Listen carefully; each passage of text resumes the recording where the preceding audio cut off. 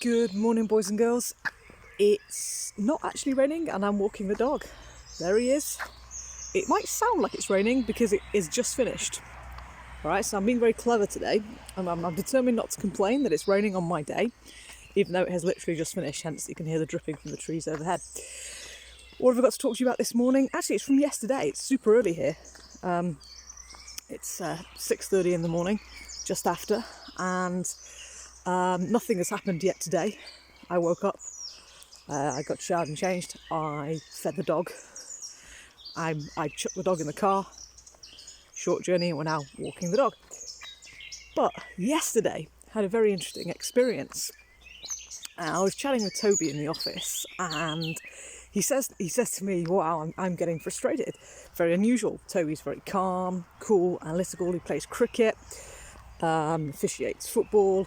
Very calm, very measured kind of guy. So, what's happening? Tell me. He says, do you know what? He said, we get the most complaints from the lowest level of athletes. I said, complaints? What do you mean? What's going on? He says, no, not complaints about the work, but complaints that they don't have time to do the work, that they're busy. So, here at Wicked Maths we have 4 tiers of athletes. Elite athlete, athlete scholar, sponsored athlete, and student athlete. And most people we work with are in the range of elite to down to sponsored. And what Toby's telling me is, and it's the same story with Rebecca, and actually in my own experience as well, we spend more time explaining to sponsored athletes how much time they waste and how much time they do have than we do anything else. Having to persuade the lower level of athlete how much time they waste in their own day, which they could be using for study and or their sport, is staggering. With the elite athletes, who by definition are the busiest, the elite athletes have so much more work to do than you. I can see this from my own experience as I moved up through the ranks as an assistant referee in football. When I was doing local games, it was a 20, 30, 45 minute drive. We only had to be there 60 minutes before the game, so on and so forth. When I got to the highest level I attained, which was as an international assistant referee, we had to be there 3 hours before the match. I remember one particular game at Leyton Orient, England played USA in a friendly, and I was on the line. We had to be there 2 hours before kickoff. It took me 3.5 hours to drive to the ground from Stockport to London. Obviously I didn't want to be late, so I'd built in an extra hour. So that's 4.5 hours. Plus 2, that's 5, 6.5 hours. And that's before we even kicked off. We've then got roughly a 2-hour match because of the 45-minute interval, the 45-minute half-time break. And then you have the aftermatch paperwork, even in a friendly. Yep, absolutely, there was paperwork. That's a huge amount of time. That is a huge amount of time travelling, waiting around, pre-match.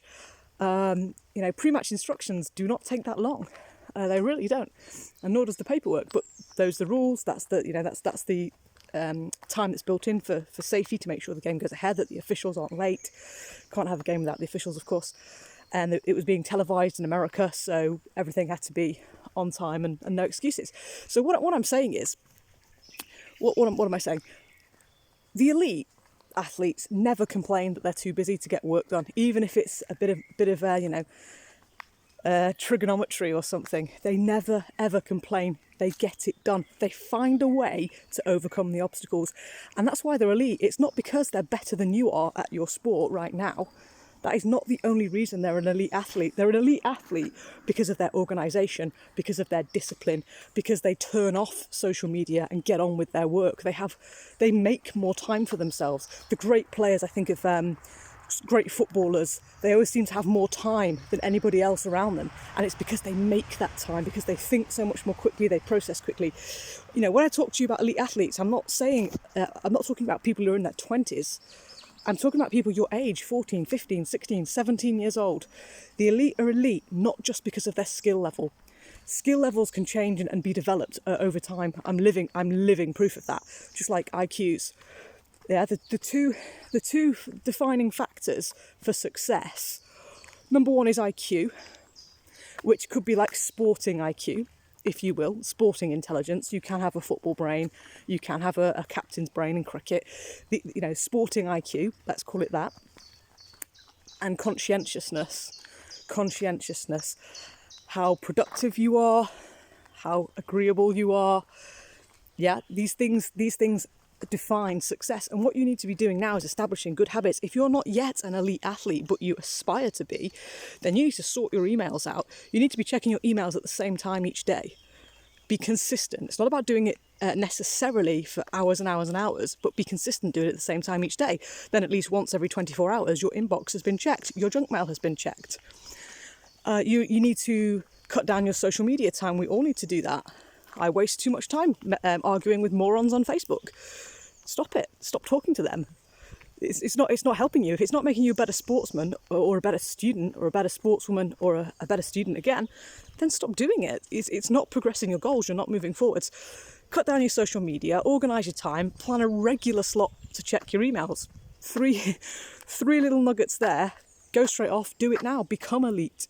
Yeah, being an elite athlete is a mindset. I am living proof. There was nothing elite about me when I was your age in terms of my ability, perhaps slightly as a footballer, but certainly not as a cricketer. I wasn't developed, obviously, as a referee or even trained at that point. And I certainly was no runner. I was rubbish. Dreadful 800-metre runner, absolutely dreadful. They would never have predicted, in fact they didn't, they never predicted at my school that I was going to do anything in sport. And actually, the people they did haven't done anything in sport, and I've gone further. And it's because of mindset, it's character, it's attitude, it's developing good habits when you are young. Check your emails, be disciplined, cut down your social media time. You heard it here, get it done. Plan ahead, get ahead, and we stay ahead. It's that simple, baby.